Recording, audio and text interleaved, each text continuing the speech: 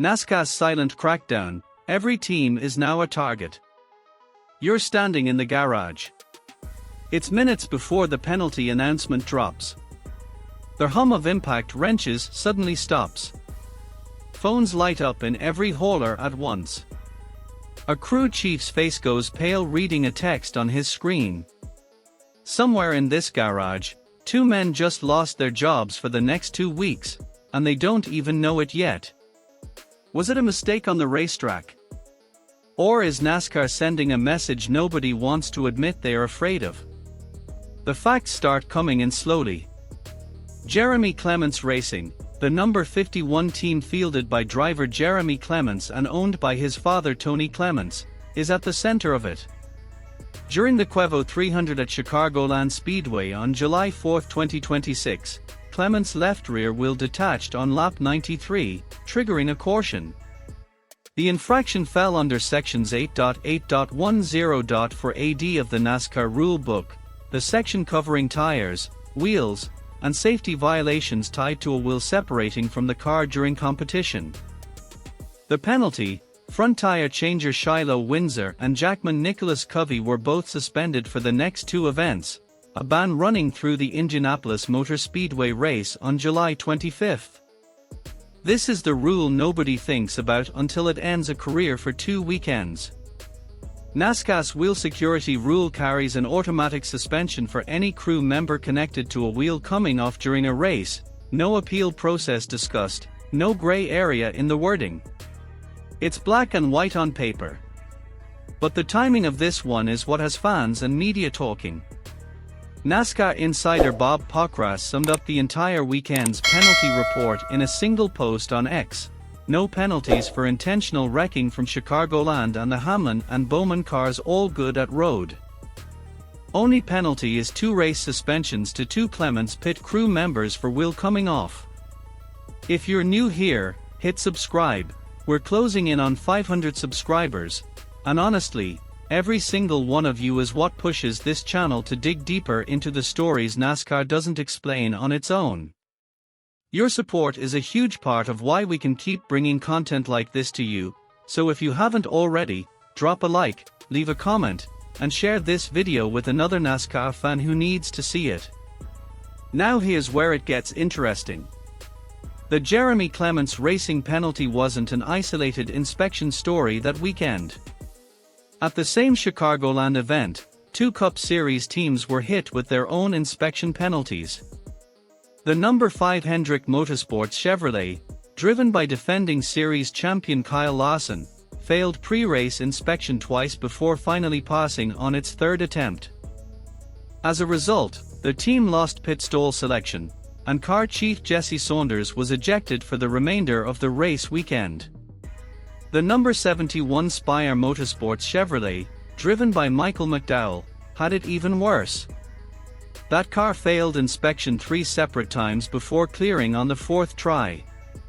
Because of the repeated failures, McDowell was not permitted to attempt a qualifying lap at all.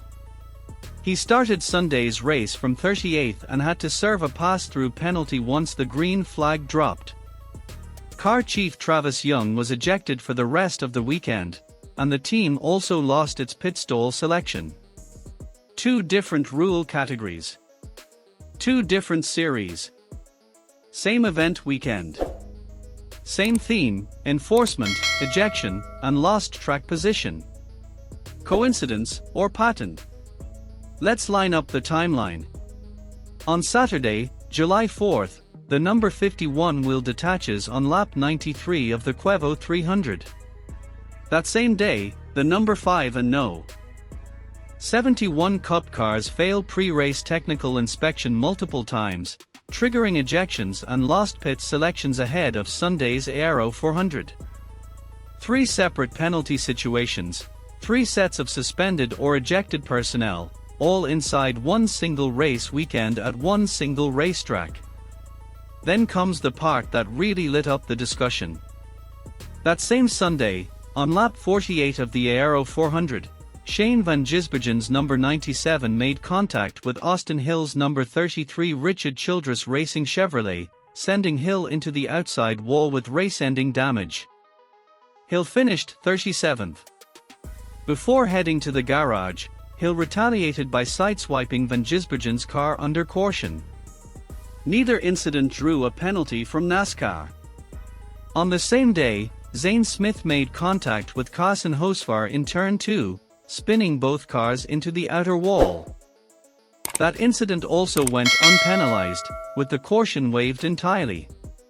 So in one single weekend at Chicagoland, NASCAR suspended 2 crew members for a mechanical wheel failure, ejected 2 car chiefs for inspection failures, and handed out 0 penalties for 2 separate on-track incidents that sent cars into the wall.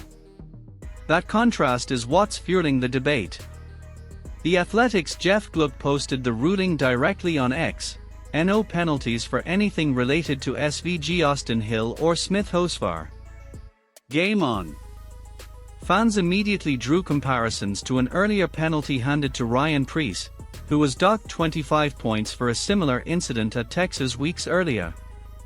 One fan, posting under the handle CEOFBread21, wrote, "Preece did the same thing at Texas and got docked 25 points, which has kind of ruined his season. I better see the same thing happen to SVG sometime this week." NASCAR did offer an explanation for the no call. Officials indicated that no driver admitted intent over the team radio during either incident, and that distinction reportedly shaped the decision not to penalize. Dale Earnhardt Jr., discussing the SVG Hill incident on his podcast, framed NASCAR's position this way: "For whatever reason, and I'm sure there's a good one, NASCAR won't assume. NASCAR will only act when they've got factual evidence or an admittance of guilt." That's the official line. But it hasn't stopped the selective enforcement theory from spreading. Fans and media are now split into 2 camps. One side argues NASCAR is simply applying the rulebook exactly as written. A wheel came off, so the automatic suspension kicked in. There was no radio evidence of intent on track, so no penalty was issued there either. The other side argues that NASCAR is comfortable enforcing penalties on lower-profile crew members over mechanical infractions, while giving high-profile drivers and marquee incidents the benefit of the doubt.